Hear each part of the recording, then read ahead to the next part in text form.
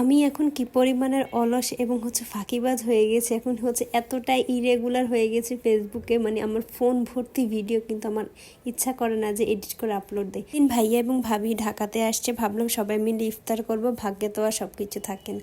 আসসালামু আলাইকুম, কেমন আছেন সবাই? আশা করছি সবাই ভালো আছেন, আমরাও আলহামদুলিল্লাহ অনেক ভালো আছি। সবার রোজা রমজান কেমন কাটছে? আমাদের কিন্তু খুবই ভালো যাচ্ছে আলহামদুলিল্লাহ।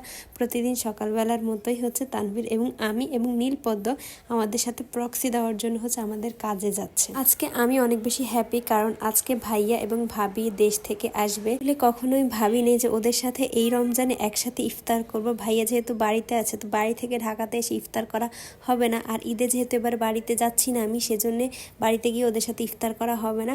তারপরে যে মানে আল্লাহ চাইলে কি না হয়। তো আমি আমার শপে চলে এসেছি, এটা আমাদের ফরএভার শপ, এবং নীলপদ্ম প্রতিদিনের মতোই কাজ। শপে ঢোকার সাথে সাথে উনি আমার কোল থেকে নেমে যায়, এবং নেমেই সব যে সুন্দর করে গুছানো সেটাকে আউলা ঝাউলা করা। আর সেদিন এই সুন্দর ফ্রকটা আমি পরেছিলাম, খুবই সুন্দর লাগছিল আমাকে দেখতে, এবং আমার নিজের কাছেও অনেক বেশি সুন্দর লাগছিল।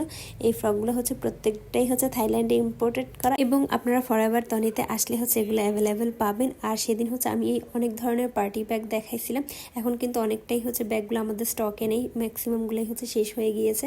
তো লাইভ করা শেষ, এখন আমি বাসার দিকে যাব, মানে আমার বাসাতে না, আজকে যাব মেজপুর বাসাতে। তবে সেদিন এত পরিমাণের জ্যাম ছিল, মানে জ্যাম তো ছিল রাস্তায়, তার মধ্যে বোটের এখানেও অনেক পরিমাণের ভিড় ছিল, মানে অনেকগুলা সিরিয়ালের পরে আমার সিরিয়াল ছিল, তারপরেও ফাইনালি বোটে করে আসতে পারছে। এরপর রিক্সায় পদ্ম দেখেন প্রতিদিন আসার সময় ঘুমায় পড়ে, প্রতিদিনই তার এই একটাই কাজ, ঘুমায় যাবে।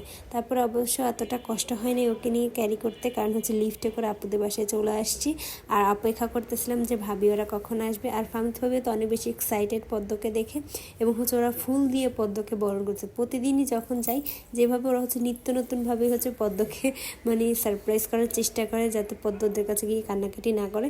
তো আমরা যখন এসেছিলাম তখন ফারদিন ছিল না, ফারদিন বাহিরে গেছে। এখন এসে দেখলো সারপ্রাইজ নীলপদ্ম ওদের বাসায়, তাই ফারদিনও এসে নীলপদ্মকে আদর করা শুরু করছে, এবং ওর যতগুলো খেলনা ছিল সেগুলো নীলপদ্মকে দিয়ে দিয়েছে। যাই হোক, সবসময় তো সব প্ল্যান কাজে দেয় না। ভেবেছিলাম ভাইয়া ভাবির সাথে ইফতার করব, কিন্তু ওদের রাস্তায় জ্যাম, এবং ওরা গাড়িতে ইফতার করে। আর তানভীরের আমাদের সাথে জয়েন করার কথা ছিল, কিন্তু তানভীরও আসতে পারে নাই, তানভীরের অফিসে কাজ ছিল। আর সেদিনের পুডিংটা একটু মানে সবাই তাকাবেন না, এটাকে একটু ইগনোর করেন। যাই হোক, তো ইফতার করার পরে একটু গরম গরম চা, বাসায় থাকলে আমার চা বানানো হয় না, তবে আপুদের বাসায় গেলে রেগুলারই চা খাওয়া হয়, ভাল লাগে। ইফতার করে না আসলে কাজ করতে ইচ্ছা করে না। তো ফাইনালি রাত 8টার সময় ভাই এবং ভাবি এসেছে। ইফতার তো করতে পারে না, তবে সবার সাথে অনেক মজা আনন্দ করেছি। তো আজকের ভিডিওটা আমি এখানেই শেষ করছি। আশা করছি ভিডিওটা আপনাদের সবার কাছে ভালো লেগেছে। সবাই ভালো থাকবেন, সুস্থ থাকবেন, আর আমাদের জন্য দোয়া করবেন। আল্লাহ হাফেজ।